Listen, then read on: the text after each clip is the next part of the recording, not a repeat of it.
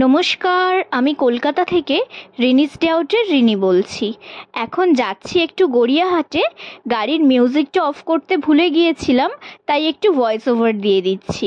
আজকে একাই যাচ্ছি, একটু কেকের দোকানে যাব। কেকের দোকানে মানে কেকের ম্যাটেরিয়াল পাওয়া যায় যেই দোকানে, সেই দোকানে যাচ্ছি। চলুন। আমাকে এই অ্যানিভার্সারি টপারটা দেবেন দাদা। এই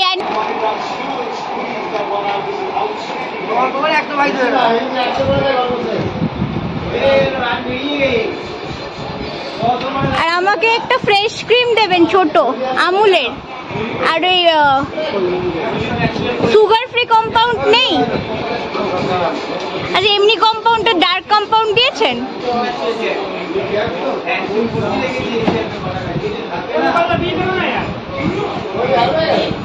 আর এই ট্রোপোলাইটটা সব থেকে ভালো হবে, এটা ফুলবে তো, স্পঞ্জি হবে তো?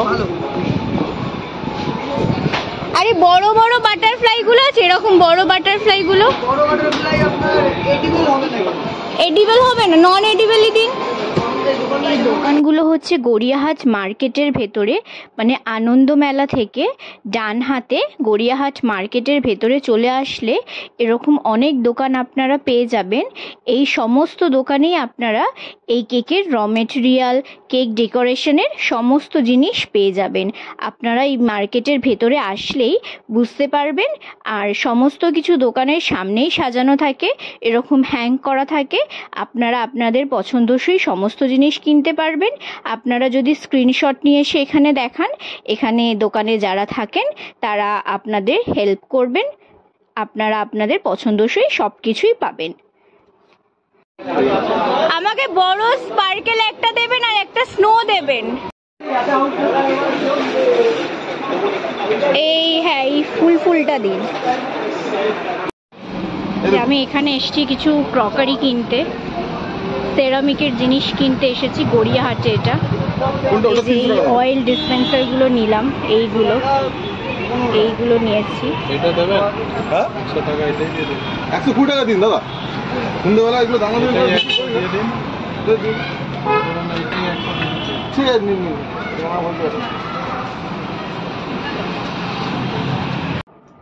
আজকে আমি বানাবো হচ্ছে একটা অ্যানিভার্সারি কেক।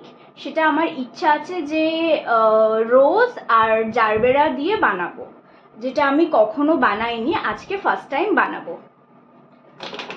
আর কেকটা হবে হচ্ছে চকলেট কেক, মানে মিক্স অ্যান্ড ম্যাচ করে কিছু বানাবো। মানে এটা বানাবো হচ্ছে মেসি ভাইয়ের জন্য, মানে মেসি ভাই মিন আমার মেজো জায়ের জন্য, মানে দিদি ভাইয়ের অ্যানিভার্সারি, তো সেই উপলক্ষে বানাবো।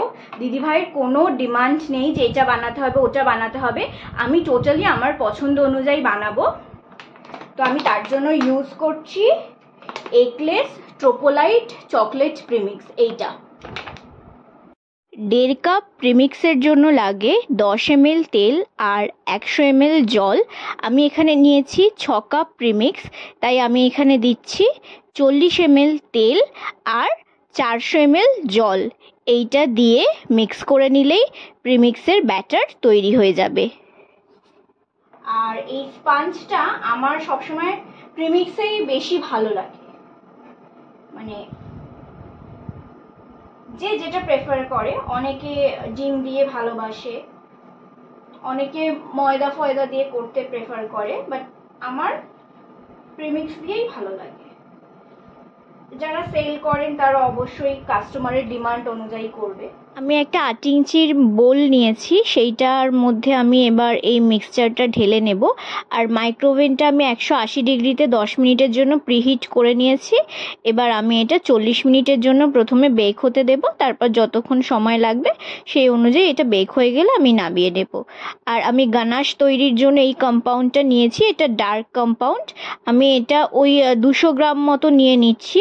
আর 200 গ্রামের জন্য ফ্রেশ ক্রিম নিচ্ছি আমি 100 গ্রাম। আমি আমুলের ফ্রেশ ক্রিম ব্যবহার করছি 100 গ্রাম। আমি চকলেটটা প্রথমে একটুখানি হাত দিয়ে ছোট করে নিচ্ছি আর কি, একটু ভেঙে নিচ্ছি চকলেটটা। এবার এর মধ্যে আমি আমুলের ফ্রেশ ক্রিমটা দিয়ে দেব। এই যে আমুলের ফ্রেশ ক্রিমটা আমি 100 গ্রাম দিয়ে নিচ্ছি আর 200 গ্রাম দিয়েছি। এবার এটাকে আমি একসাথে নিয়ে ওই 40 সেকেন্ড মতো মাইক্রোওয়েভ করে নেব।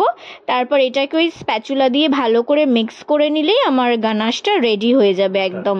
এই যে আমি গানাশটা ক্রিম আর চকলেট দিয়ে প্রথমে 30 সেকেন্ড দিয়েছিলাম মাইক্রোওভেনে, একটু শক্ত ছিল, তারপরে আবার 10 সেকেন্ড দিয়েছি, পুরো একদম ঠিক আছে। তো আমি আর বেশি দিলাম না, এই যে একটু ডালা ডালা আছে, এটা একটু এরকম এরকম করে নাড়লে এটা একদম ঠিক হয়ে যাবে। অনেকে দুধ দিয়ে করে ক্রিমের বদলে, বাট ক্রিমে যে টেস্টটা আসে দুধে সেই টেস্টটা আসে না। আমার স্পঞ্জটা রেডি হয়ে গেছে। তো আমার স্পঞ্জটা খুবই সুন্দর হয়েছে, একদম সুন্দর ফ্লাপি আর ভীষণ স্পঞ্জি হয়েছে আর খুব সুন্দর একটা হাইট হয়েছে, যেহেতু আমি 8 ইঞ্চিতে করেছি। তো এবার আমি এটাকে সুন্দর করে ঠান্ডা করে নিয়েছি একদম। এটাকে আমি 3টে কাটে কাট করছি। এটাকে চাইলে 4টে করাই যেত, বাট আমি যেহেতু খুব বেশি হাইট চাই না তাই আমি 3টেই লেয়ার করলাম। তো এবার আমি লেয়ারে কাট করে এবার এটাকে ক্রাম কোট করে নেবো, মানে ক্রিম দিয়ে যেরকম যা করার সেটা আমি করে ফেলবো। আমি এখানে ব্যবহার করছি ডিলাইটের ক্রিম। এই ক্রিমটাই আমার সব থেকে বেশি টেস্টি আর এটার কোয়ালিটি আমার সব থেকে বেশি ভালো লাগে মার্কেটে যত ক্রিম অ্যাভেলেবেল আছে। তাই আমি কোনো রকম ক্রিমের কোয়ালিটির সঙ্গে কম্প্রোমাইজ না করে সবসময় ডিলাইটই ব্যবহার করি। আমার ক্রিমটা রেডি হয়ে গেছে। এবার যেহেতু এটাকে আমি ডাচ করব তাই এর সঙ্গে আমি গানাশ অ্যাড করে নিচ্ছি। গানাশটা দিয়ে আমি আর একবার এটাকে বিট করে নেব। গানাশটা দিয়ে এটা স্প্যাচুলা দিয়েও মিক্স করা যায়, বাট আমার হাতের সামনে মেশিনটা ছিল তাই এটা আমি আর একবার বিট করে নিলাম। ব্যাস, এবার আমি চলে যাব ক্রিমটাকে ডেকোরেশন করতে। আমি যারা বিগিনার্স তাদের জন্য এই প্রসেসটা করেছি। একটা বড় কাপের মধ্যে আমি একটা পাইপিং ব্যাগ নিয়ে নিয়েছি, তার মধ্যে পাইপিং ব্যাগের মধ্যে আমি ক্রিমটাকে ভরে নিচ্ছি। বাট আমার একটু সমস্যা হয়েছিল কি, মিস্টার সেনকে দিয়ে আমি পাইপিং ব্যাগ আনতে পাঠিয়েছিলাম, ও ছোট সাইজের পাইপিং ব্যাগটা নিয়ে এসেছিল, ফলে আমাকে বারবার ভরতে হয়েছিল।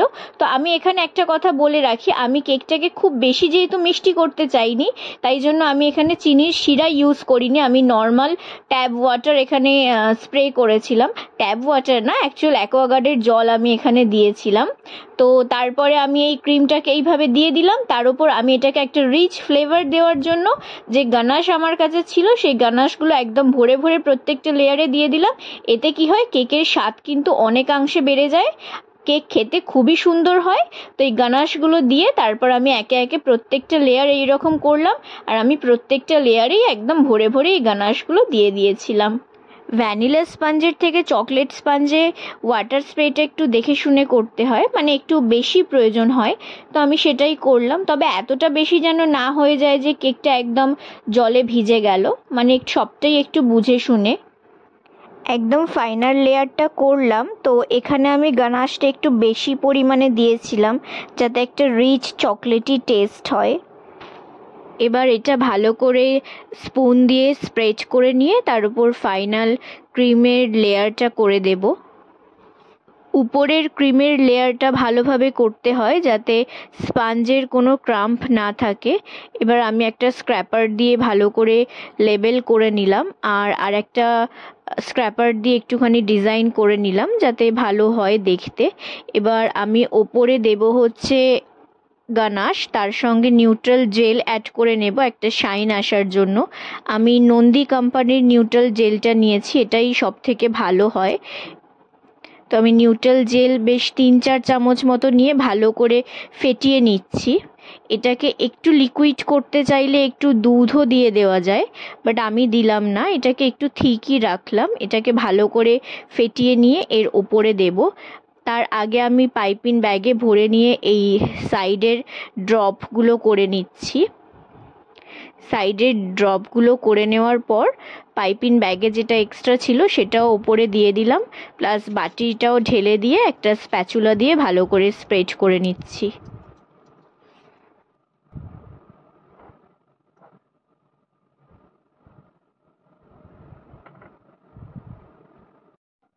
এই যে আমার কেকটা মোটামুটি রেডি হয়ে গেছে। এখন এটাকে আমি ফ্রিজে রেখে দেবো সেট হওয়ার জন্য। কত করে হবে? 30 টাকা না 35 কম 35। এটা দুটো দিন খোলা দেখে এইটা একই রকম লাগছে। এইটা দিন ওটা থাক, এটা দিন।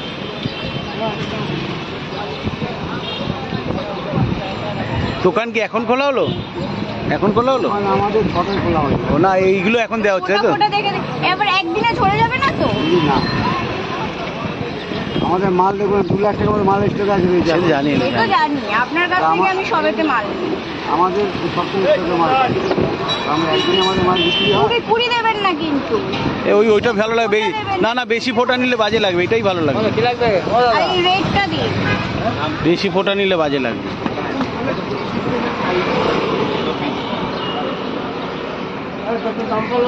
রেটের তো কম দাম দাদা।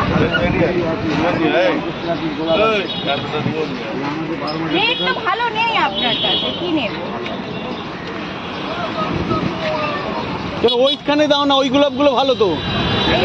এই রেটটা কত? এই রেটটা তো ভালো। এই তো এই সাদাটা কত? সব একই দাম।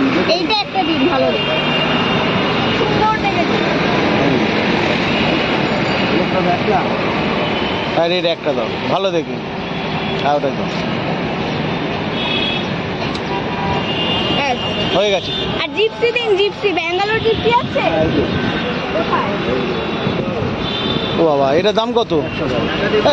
এইগুলো, এটা কি ফুল বললেন দাদা? এটা ডেজি। আর এইগুলো কি এটা কত বললেন? 30 টাকা। এটা কি সারা বছর এরকম দাম থাকে? না না, শীতকালে সবসময় কম না। এমনি সিজন ছাড়া আপনি হ্যাঁ, 10 টাকা 15 টাকা পাবেন। শীতকাল আর্টিফিশিয়াল ফুল রাখেন?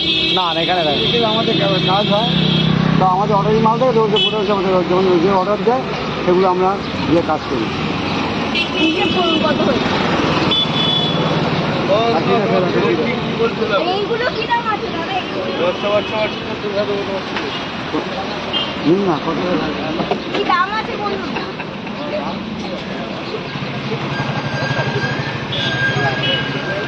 খুলে দেওয়া যাবে না?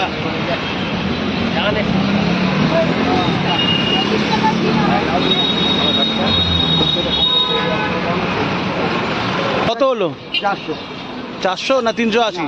380 দিই না, হ্যাঁ? আর কম দেবেন না, আমি আপনার লিস্ট করে দিই।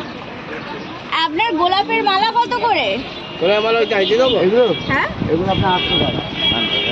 প্রথমবার এই মিস্টার সেন আমাকে এতগুলো ফুল কিনে দিয়েছে। দেখুন এত সুন্দর সুন্দর রোজ, জারবেরা, এই যে ডেজি, এত দামি দামি ফুল।